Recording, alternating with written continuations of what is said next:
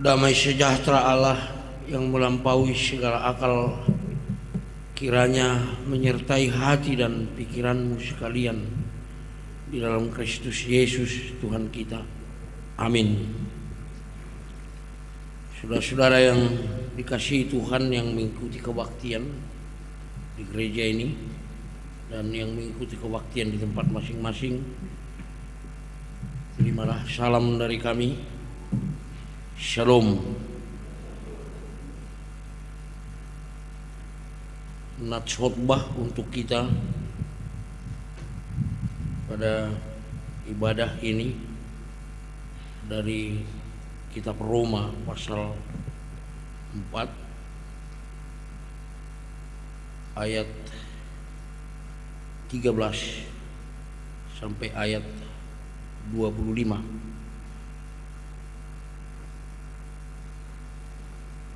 Saya pikir baiknya kita baca secara responsoria saja. Roma pasal 4 ayat 13 sampai ayat 25. Sebab bukan karena hukum Taurat telah diberikan janji kepada Abraham dan keturunannya bahwa ia akan memiliki dunia, tetapi karena kebenaran berdasarkan iman.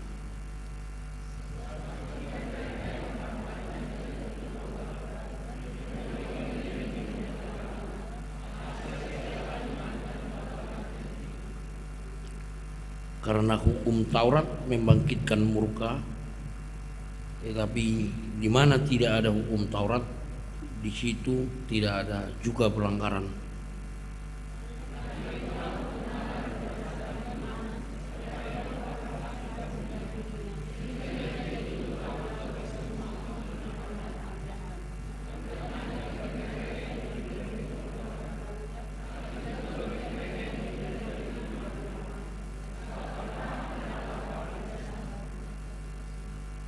Seperti ada tertulis, engkau telah kutetapkan menjadi bapa banyak bangsa di hadapan Allah yang kepadanya ia percaya, yaitu Allah yang menghidupkan orang mati dan yang menjadikan dengan firman-Nya apa yang tidak ada menjadi ada.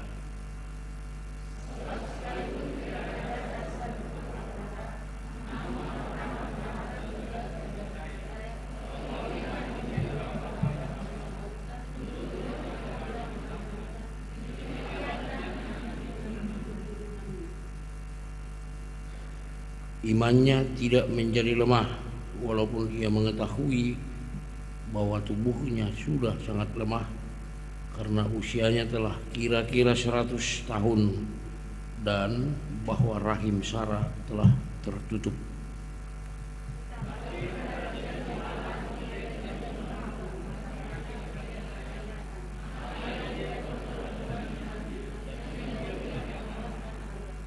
Dengan penuh keyakinan bahwa Allah berkuasa untuk melaksanakan apa yang telah Ia janjikan.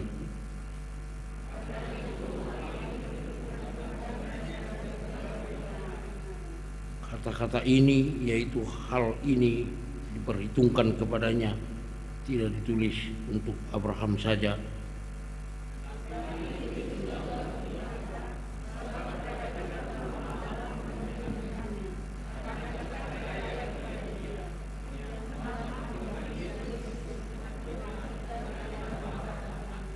sama-sama kita baca, yaitu Yesus yang telah diserahkan karena pelanggaran kita dan dibangkitkan karena pembenaran kita. Terima kasih. Kalaupun bacanya lemas, ya. Bapak Ibu Saudara yang dikasihi Tuhan, seperti yang telah diwartakan tadi bahwa nama minggu kita adalah reminiscere, ingatlah segala rahmat-Mu dan kasih setiamu ya Tuhan. Dengan topik minggu, Allah memperhitungkan iman orang percaya. Allah memperhitungkan iman orang percaya. Maka Bapak Ibu Saudara, melalui nats khotbah ini Kita akan mencoba melihat apa yang dimaksudkan oleh topik minggu kita pada hari ini. Nah, sebagaimana telah dikatakan topik minggu kita tadi, Allah memperhitungkan iman orang percaya. Pertama-tama tentu Bapak Ibu, kita harus mengetahui apa itu iman. Andaikan saya bertanya sekarang, apa itu arti iman? Kita bukalah Ibrani 11 ayat 1. Sama-sama kita baca.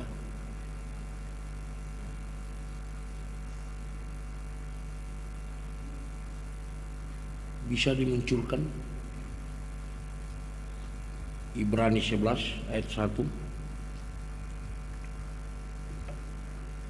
Iman adalah dasar dari segala sesuatu yang kita harapkan dan bukti dari segala sesuatu yang tidak kita lihat. Sekali lagi, iman adalah dasar dari segala sesuatu yang kita harapkan dan bukti dari segala sesuatu yang kita lihat. Kalaupun nggak kita lihat, bisa kita harapkan kan? Nah, dalam nats khotbah ini, arti iman itu dikaitkan dengan kehidupan Abraham.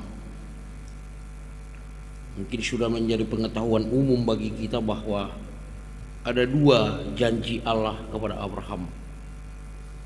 Apa itu? Yang pertama, apa? Tentang tanah perjanjian, yaitu Kanaan. Dan yang kedua, janji tentang keturunan yang besar. Tetapi cerita kemudian, Bapak Ibu Saudara, bahwa janji itu banyak sekali tantangannya. Banyak tantangan yang dialami oleh Abraham dalam mewujudkan janji Allah tersebut. Karena apa? Kita tahu bahwa Abraham pada saat Allah suruh ke tanah Kanaan, masuk ke tanah Kanaan, tanah perjanjian, sebelum Abraham sudah ada orang di sana. Sudah ada orang di Kanaan yang menempati dan memiliki tanah tersebut. Sampai-sampai Abraham pernah mengungsi ke Mesir. Ya, bisa dikatakan dalam tanda kutip melarikan diri. Jadi kalaupun Allah menjanjikan kepada Abraham bahwa dia akan memberikan tanah Kanaan, tanah perjanjian kepada Abraham, rupa-rupanya banyak sekali tantangan untuk mendapatkan tanah tersebut. Seperti yang saya katakan tadi, sampai-sampai Abraham mengungsi ke Mesir, ya, menjadi orang pengungsi di Mesir. Yang kedua, janji Tuhan kepada Abraham, sebagaimana telah saya katakan tadi, mempunyai keturunan yang besar. Tantangannya apa? Sarah adalah seorang yang mandul. Dan yang kedua, pada saat Ishak pun lahir, Allah memerintahkan dia untuk mempersembahkan Ishak. Jadi andaikan pada waktu itu Ishak meninggal, mati, bagaimana dengan janji keturunan yang besar bagi Abraham? Jadi janji Allah, saya tekankan sekali lagi, janji Allah kepada Abraham memberikan tanah Kanaan ada tantangannya. Tidak segampang itu mendapatkannya. Dan yang kedua, bahwa janji Allah kepada Abraham mempunyai keturunan yang besar ada juga tantangannya. Bahwa Sarah seorang yang mandul, dan pada saat Ishak lahir dan dimiliki oleh Abraham sebagai anak satu-satunya, Allah menyuruh Ishak mempersembahkan Jadi Bapak Ibu Saudara, dari sana kita katakanlah, kalau kita ini sekarang bisa yakin bahwa kita itu adalah orang-orang yang menerima janji Allah, ya banyak sekali kadang-kadang tantangan untuk mewujudkan janji Allah tersebut. Nah, saya mau bertanya sekarang, apakah dengan tantangan-tantangan tersebut Abraham mundur? Mundurkah dia? Saya akan melanjutkan, ada dua janji Allah tadi kepada Abraham, yaitu memberikan tanah Kanaan dan memperoleh keturunan yang besar, dan itu bukan tidak mendapatkan tantangan. Nah, saudara-saudara, kalaupun kita percaya bahwa kita adalah orang-orang yang menerima janji Tuhan, jangan pernah berpikir bahwa itu tidak ada tantangan. Amin. Amin. Kalaupun kita orang-orang yang menerima janji Tuhan, ada tantangan, ada banyak godaan.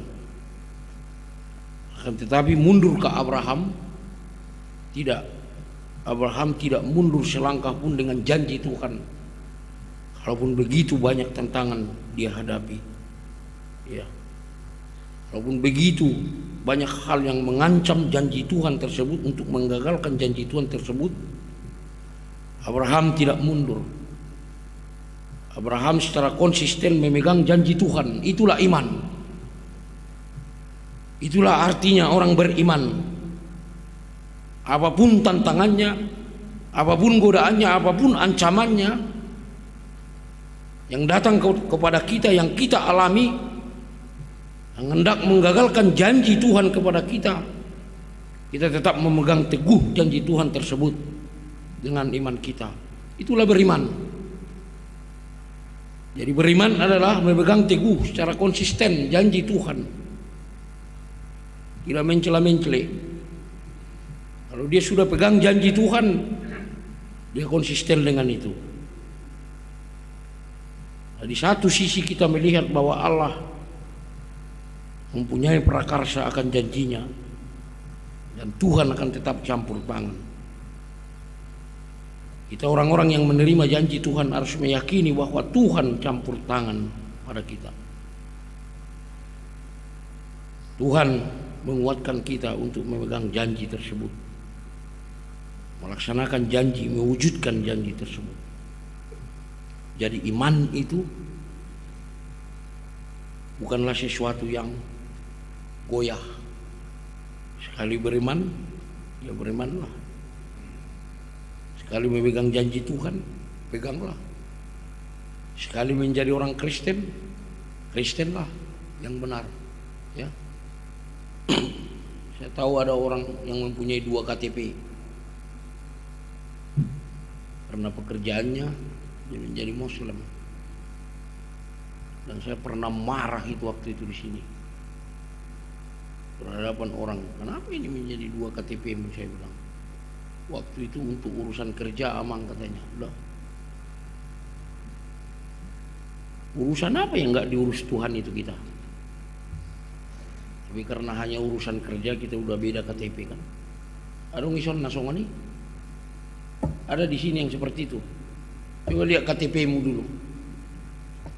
Agamanya apa di situ? Kristen apa apa? Lihat dulu KTP-nya, nggak bawa ya.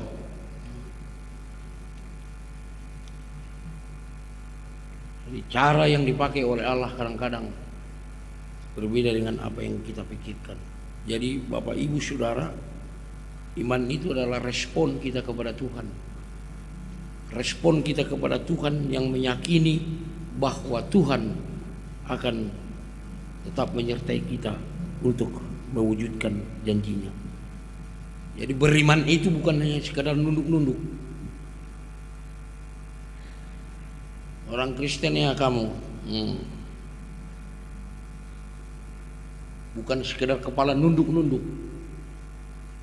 Jadi sebenarnya menurut yang saya pelajari bahwa pengakuan iman itu belumlah cukup untuk merumuskan siapa Tuhan kita, siapa Allah, siapa Yesus Kristus, siapa Roh Kudus. Tidak cukup. Jadi Tuhan kita jauh lebih besar dari pengakuan iman rasuli yang kita miliki. Walaupun setiap minggu kita mengucapkan begitu kan, pengakuan iman rasuli, Tuhan itu sesungguhnya jauh lebih besar dari situ. Jadi pengakuan iman apapun yang ada di dunia ini sebenarnya tidak bisa merumuskan siapa kita punya Tuhan itu. Karena Tuhan itu jauh. Jadi iman itu bukan masalah diskusi. Enggak. Bukan soal jawab tentang Yesus. Makanya saya tidak begitu suka dengan debat. Ya sekali percaya kepada Yesus, percayalah kepada Yesus. Amin. Nggak perlu diperdebatkan. Udah telan aja lah. Nggak usah dipersoalkan Yesus. Apalagi ketuhanannya. Apalagi kita menjadi ragu dengan ketuhanan Yesus. Ngapain datang ke gereja? Ngapain berdoa? Ngapain mau makan berdoa? Mau ke sekolah berdoa? Mau kuliah berdoa? Mau kerja berdoa? Jadi Yesus tidak usah diperdebatkan, tidak usah dipertentangkan. Kalau memang kita sudah percaya kepada Yesus, percayalah, Dia akan menyertai kita juga untuk mewujudkan janji-janjinya. Jadi it is not discussion, it is not decision. Jadi tidak ada diskusi sebenarnya mengenai Yesus, tidak ada perdebatan. Kalau kita percaya, ya sudahlah percaya. Yesus sering mengatakan bahwa imanmu telah menyelamatkan engkau. Walaupun begitu banyak dengan latar belakang orang banyak sekali datang kepada Yesus, macam-macam. Ada biar sembuh dari penyakit, ada biar sembuh dari kerasukan roh, macam-macam. Dan kalau saya tanya satu-satu kita di sini, pasti macam-macam halus kita, jawab kita. Kenapa kita datang ke gereja?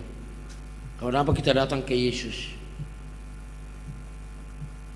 Ada orang rajin ke gereja ya biar cepat nikah. Setelah nikah lupa dia sama Yesus kan. Ada macam-macam latar belakang kita. Para orang tua tentu datang ke gereja berdoa agar anak-anaknya berhasil, kan begitu? Amin. Amin.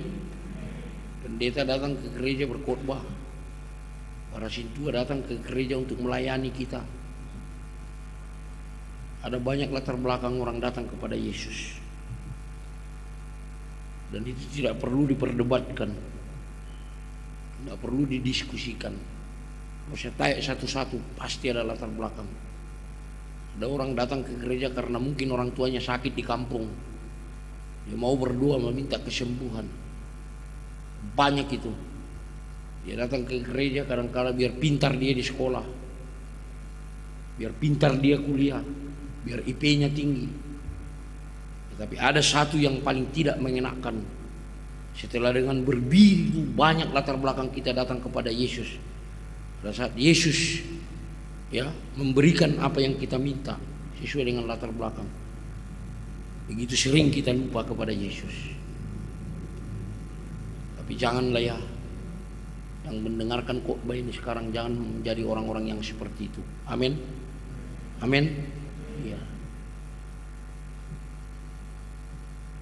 Apa yang kita minta dari Yesus, Yesus telah meluluskan dengan iman kita, karena Yesus mengatakan imanmu telah menyelamatkan engkau. Jadi enggak gampang seorang yang stroke, lumpuh tangannya sebelah datang kepada Yesus, ulurkan tanganmu. Bagi kita mungkin gampang itu. Pada saat Yesus mengatakan ulurkan tanganmu, gampang. Coba bayangin seorang yang lumpuh sebelah tangannya, yang stroke, Yesus suruh dia mengulurkan tangannya, gampang apa enggak? Ya gimana mau mengulurkan tangan, megang sesuatu, mungkin dia megang gelas saja, gelasnya jatuh. Untuk menggeser tangannya ini aja dia sudah susah. Tapi pada saat Yesus mengatakan ulurkan tanganmu, mungkin dia dengan tidak sadar diulurkan tangannya, lalu dia sembuh. Amin. Tepuk tangan dulu untuk Yesus.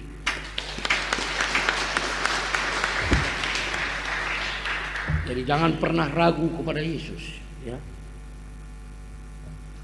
Kalaupun pada saat ini situasi dan kondisi kita masa Covid ini, ya, ulurkan tanganmu kepada Yesus. Dengan imanmu kita akan bisa melewati masa-masa ini. Amin. Sesusah apapun yang kita hadapi sekarang ini, bukan hanya jemaat yang susah, bukan hanya pendeta yang susah, semua kita susah gara-gara Covid ini. Kemarin saya batal ikut vaksin karena apa? Tensi saya 201, makan jagal biang terus sih kan. Saya bisa ikut nanti tahap kedua kalaupun tensi saya. Tidak berani saya pak, kata dokter itu. Dalam hati suntik aja lah. Saya pendeta kok, saya bilang. Kalaupun saya takut juga kan. Dan jangan setelah suntik saya mati pula kan. Jadi pendeta mati saya. Jadi sesulit apapun keadaan kita sekarang, ya, mari kita ulurkan tangan kita kepada Yesus. Apapun latar belakang kita, dengan iman yang teguh, Yesus akan menyelamatkan kita. Saya katakan tadi, iman kepada Yesus, pada Tuhan, bukanlah sesuatu yang harus didiskusikan, diperdebatkan. Saya pikir tentang listrik saja, semua kita tidak paham. Tapi apakah, kalau saya bertanya, apakah kita sekarang menikmati listrik? Jawab dulu.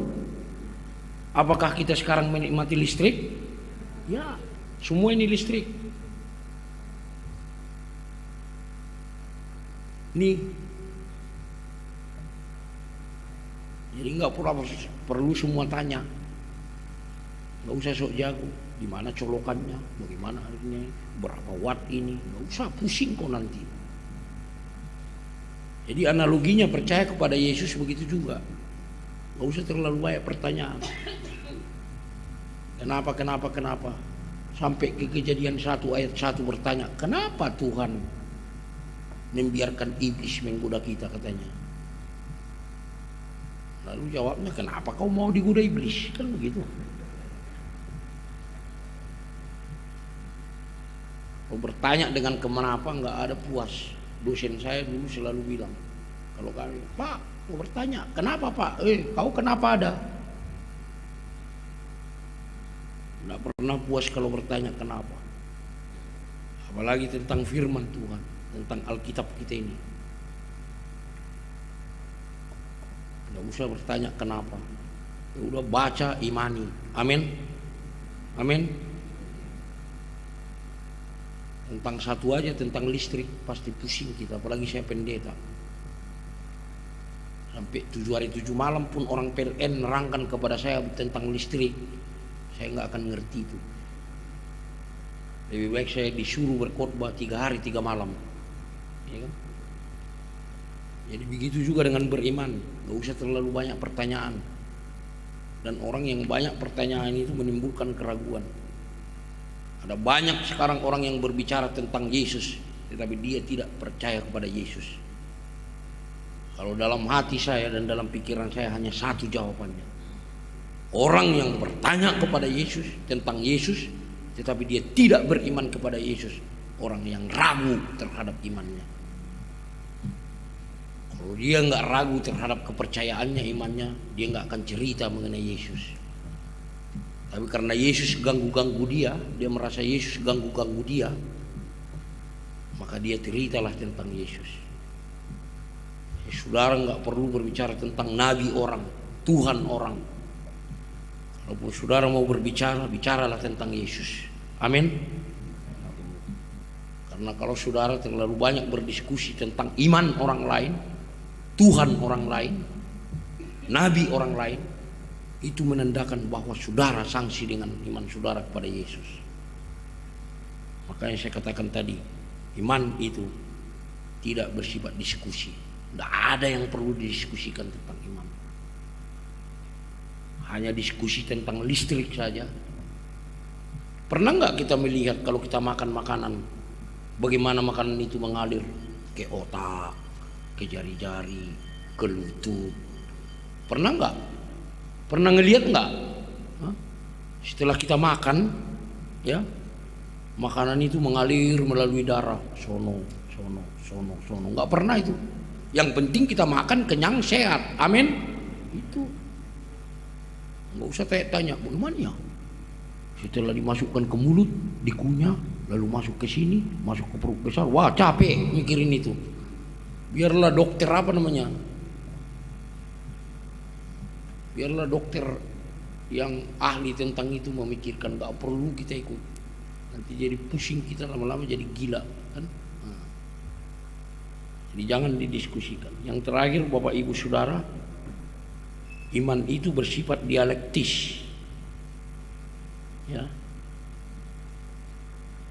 Jadi sesuatu yang muncul di dalam hati kita terima hampir secara pasif. Kan begitu Abraham. Berangkat, tidak ada komentar. Persembahkan anakmu, persembahkan, tidak ada komentar. Ya. Itulah iman yang bersifat dialektis, karena iman itu bukanlah hasil aktivitas manusia, bukan produk manusia iman. Ya. Saya pikir hari ini kita bisa tuntas bicara tentang iman dengan contoh Abraham. Makanya tidak sembarangan kalau ada nyanyian sekolah minggu. Apa itu nyanyiannya? Bapak Abraham. Sekolah minggu kan kalau waktu ngomong Bapak masih di sini dia. Bapak Abraham. Bapak segala orang beriman. Memang benar-benar dia seorang yang tunduk. Bapak Ibu Saudara, mari kita menjadi orang-orang yang beriman. Amin. Yang tunduk, bukan hanya kepala menunduk-nunduk. Ya, dia tunduk. Iman itu bukan bersifat diskusi. Kalau ada orang mengajak kamu berdebat tentang Yesus, nggak usah. Yesus kami tidak perlu diperdebatkan, sono lu. Yang penting saya percaya kepada Yesus. Amin. Yang kedua, yang terakhir, iman itu adalah seorang yang bersifat dialektis. Bukan hasil produk manusia, bukan hasil kerja manusia. Itulah hasil kerja Allah. Sampai capek pun kita berusaha memikirkan biar kita percaya kepada Yesus, kita tidak akan mampu. Karena itu adalah pekerjaan Tuhan melalui Roh Kudus agar kita menjadi seorang yang percaya. Amin. Mari kita berdoa. Terima kasih Bapa atas firman-Mu kepada kami orang-orang yang beriman pada anak-Mu Yesus Kristus. Kami mau segala sesuatu janji-janji Tuhan kepada kami terwujud dalam kehidupan kami sebagai orang beriman. Tolong kuatkan kami Tuhan, tetap memegang iman kami yang teguh kepada Tuhan, kepada anak-Mu Yesus Kristus, apapun yang kami hadapi, apapun yang mencobai kami. Kami tidak mau bersoal jawab tentang iman kami kepada Yesus. Kami mau percaya sehingga janji-janji Tuhan kepada kami dapat terwujud. Iman kamilah yang menyelamatkan kami. Demi nama Anak-Mu Yesus Kristus Tuhan kami. Amin.